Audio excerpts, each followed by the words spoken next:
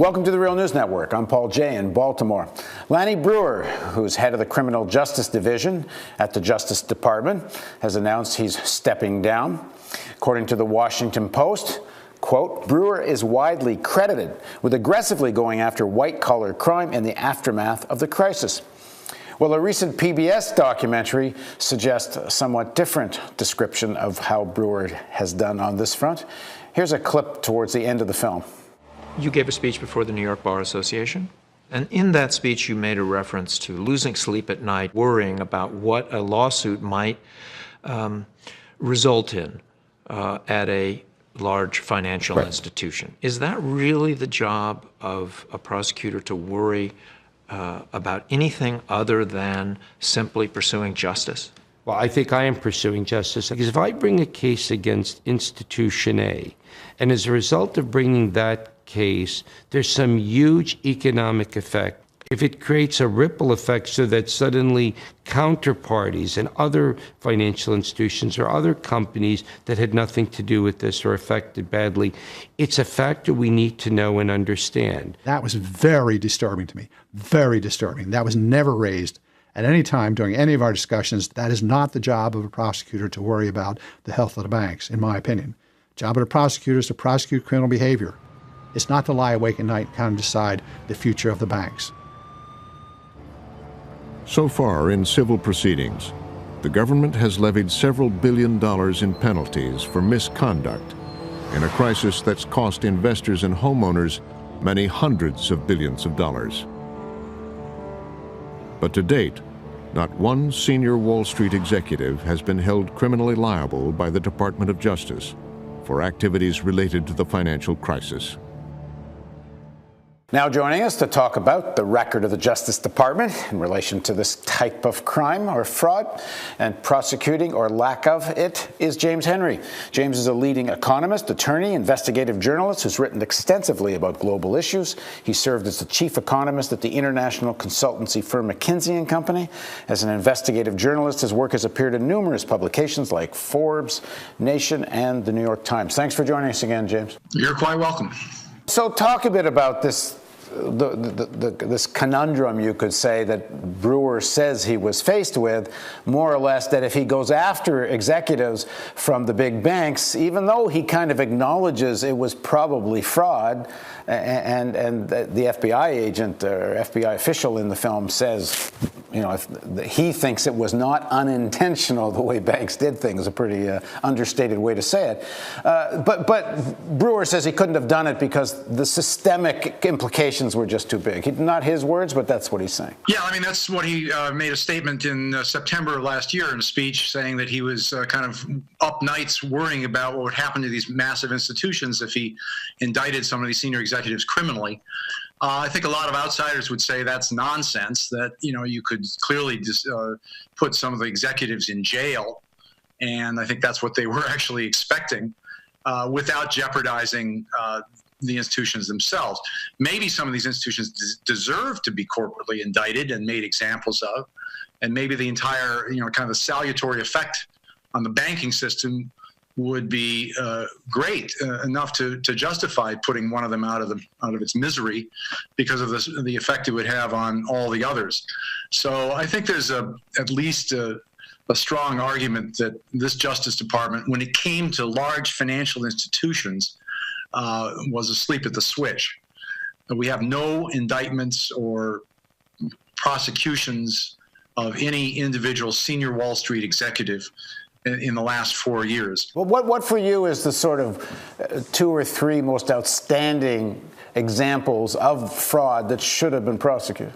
Well, we now see a lot of private lawsuits going on from investors in some of the securitized mortgage packages and people who bought things like CDOs from Goldman Sachs at the same time Goldman Sachs was shorting these securities themselves.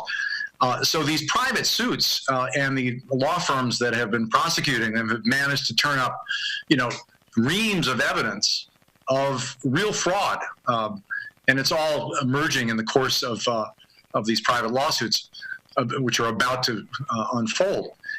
it's ironic, given all that evidence, that the Justice Department, with its thousands of attorneys and the SEC able to help out as well, couldn't come to a similar kind of finding, couldn't turn up the whistleblowers that even in the PBS documentary, investigative journalists were able to surface in a matter of weeks.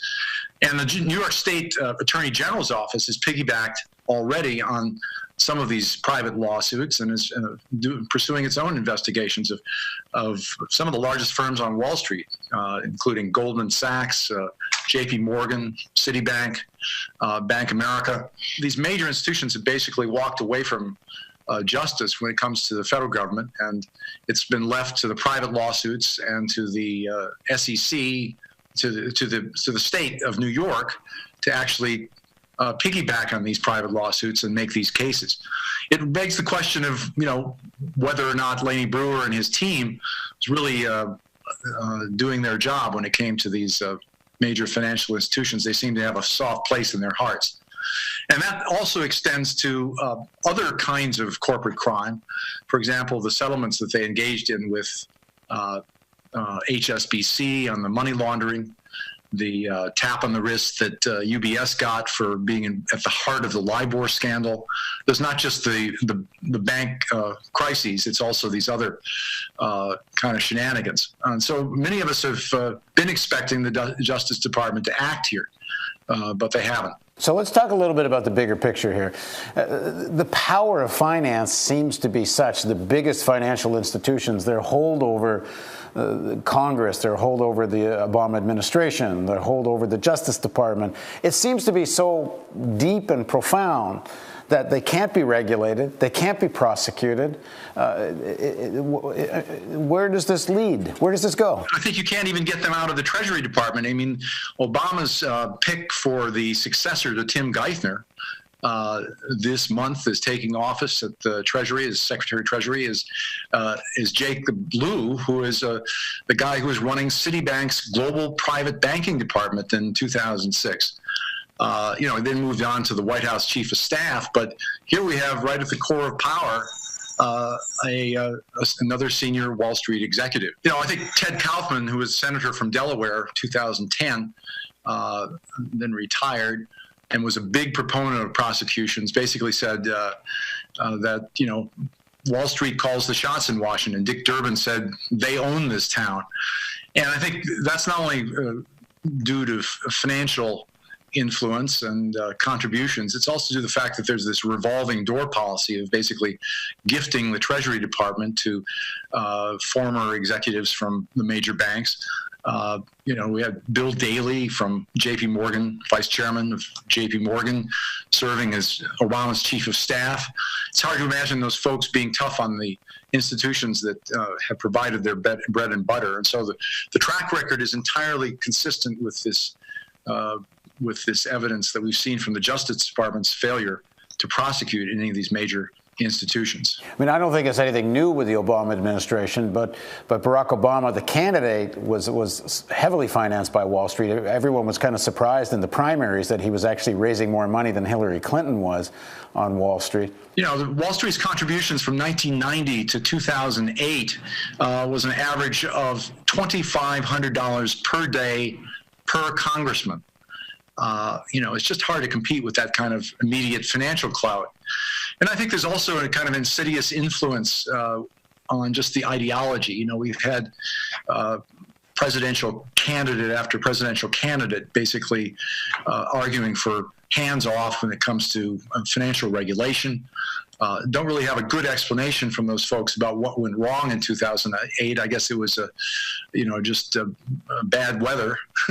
But, to this day, we really haven't had a fundamental deep examination of the role of the private sector financial institutions in the policies that led to that very, very costly collapse that we're still paying for. Isn't some of this kind of so inherent in the way the global capitalist system works right now? And then it's not new, but it's reached new heights, meaning that the size of the global economy is just so big. There is so much capital moving back and forth. The enterprises, the global companies are so big and operate on such a scale that you need banks that can operate in massive ways. On the other hand, when they get so big, you can't regulate them. They're essentially above the law. I mean, it's a conundrum, is it not? If one of these institutions were indicted corporately and made an example of and exposed to the world for their behavior, you'd have a very, very profound effect on the behavior of the whole industry, because they all, they say that bankers could exchange strategies and no one would care because they all basically pursue the same strategies. But that's sort of my point. Like, if one of them was indicted, if some modest legislation was passed, but my point is you can't even pass modest reforms. You can't even indict one institution. You can't, the power finance has over the politics, you can't even get simple, modest things changed in terms of laws. I think that's the dilemma, that this is has been an issue where it's very difficult to mobilize masses of Americans to understand. It's not like on the gun control issue, we seem to be making some progress now because people are outraged at relatively simple situation, and they can understand what they need to do about it. In the case of the banking institutions, everyone believes it's so terribly complicated that we have to defer to, the Illuminati. So that's kind of the problem. And this is an ideal case for presidential leadership. This is exactly where the president should be focusing his attention, because he does have the intellectual horsepower and the support in his own team to get this kind of legislation done. So far, what we've seen, he appoints and nominates these people, not prosecute. I think his basic interest is not in economics. It's in more political issues, and he's kind of put the Treasury on autopilot. He's trusted to Tim Geithner to run the Treasury, and he's the technocrat who's been not only head of the New York Fed, but also was a senior official at the IMF. So it's not an area that Obama really wants to worry about, in addition to everything else in the foreign policy and the complicated domestic issues that he faces anyway. So he wanted, I think, to assume part of his stance here has been to say, okay, let Treasury run the economy, and that's been a mistake. Yeah, well, it's been a mistake for most Americans. It may have been the right call for some of the mavens of Wall Street, but it wasn't a very good call for anybody else. So many of his, people on his political team have been saying, well, this will help us raise money from Wall Street, and indeed it has. I mean, he basically raised a lot more than people expected, given that Romney was in the race, from the very people that had made this economic crisis. Right. Thanks for joining us, James. Quite welcome. Thank you for joining us on the Real News Network.